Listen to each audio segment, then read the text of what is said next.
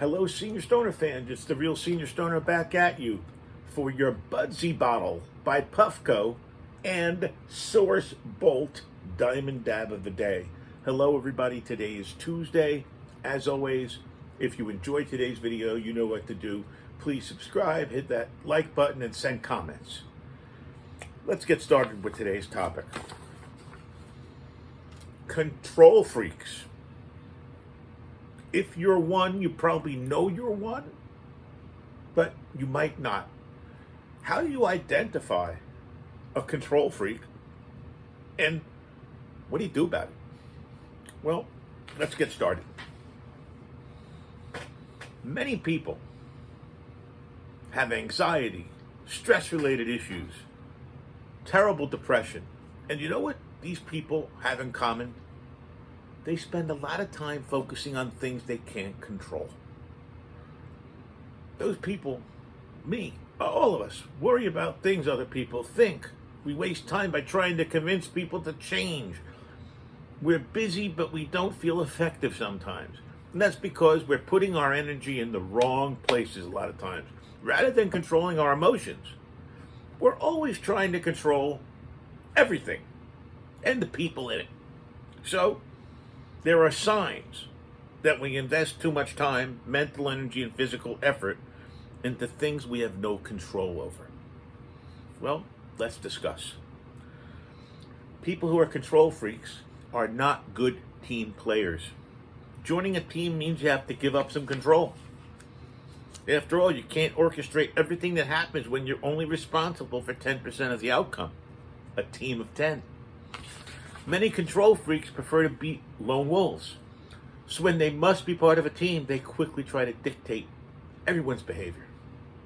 Control freaks believe they're 100% responsible for all their success. They believe that with enough effort and skill, they can accomplish anything. They don't believe in timing or luck. And they say things like, failure is not an option. And they're overly critical of themselves when things don't go as planned. Control freaks invest a lot of time into trying to convince other people to change. Most control freaks believe they know what is best for everyone and try to convince other people to do things differently, what they want. Whether they lecture, become aggressive, or manipulate things behind the scenes, the goal is always to make other people act a certain way. Control freaks have trouble maintaining meaningful relationships, unfortunately, because no one ever says, you know what I like about her or him? They're a control freak. Control freaks repel people with their demands and unsolicited constant advice. Consequently, they struggle to maintain healthy personal and professional relationships wherever they are.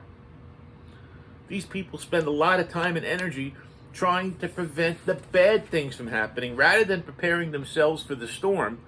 Control freaks try to prevent the storm from coming, even when they can't. They waste time and energy hoping bad things won't happen because they doubt their ability to deal with hardship. You see, a control freak takes it all on themselves. They don't delegate. They firmly believe if you want something done right, you better do it yourself. They refuse to delegate tasks because they're convinced that doing so will ultimately require more of their time, since they'll have to fix whatever it is that the mistake someone else made. If they do delegate, they insist on micromanaging every single step of the way. These types of people, control freaks, unfortunately lack compassion for people who make mistakes, and that's everyone. We all make mistakes. Because since control freaks believe success stems solely from talent and effort, they lack compassion for the people that struggle through. They view mistakes as a sign of laziness, stupidity, weakness, and they think everyone should succeed regardless of their circumstances. So how do you give up? How do people give up a bit of this control? How do you take a control freak, if I was one, for example, and turn us into regular people? Well, control freaks experience consequences, right? ranging from constant irritability to uncontrollable anger. Who wants to be like that? In addition to wreaking havoc on their mental health, being a control freak also wastes time and energy. Both are finite resources. Excuse me. So we need to practice controlling our emotions rather than controlling everything around us. Maybe build confidence in our ability to deal with discomfort and practice accepting that not everything goes as planned. You see, I think with a concerted effort, people can regain control over themselves. And that can help you gain the inner peace everyone's attempting to achieve by trying to control the environment. This is just some of the bad habits we can have that we need to change.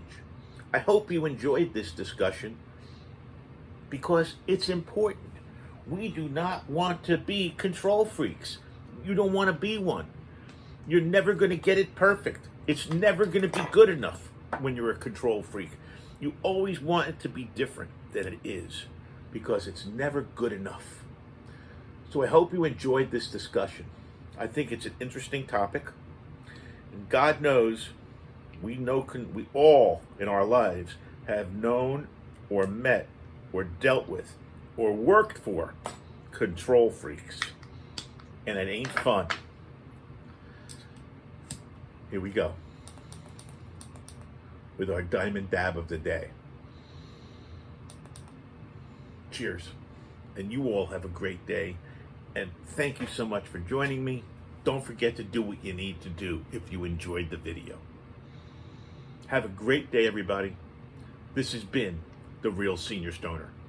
Cheers.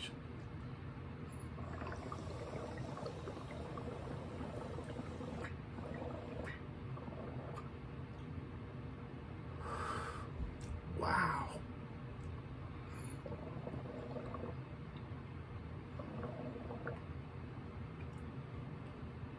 Look at that cotton ball.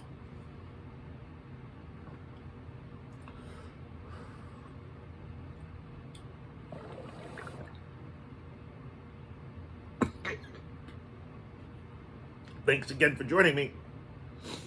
Cheers, everyone.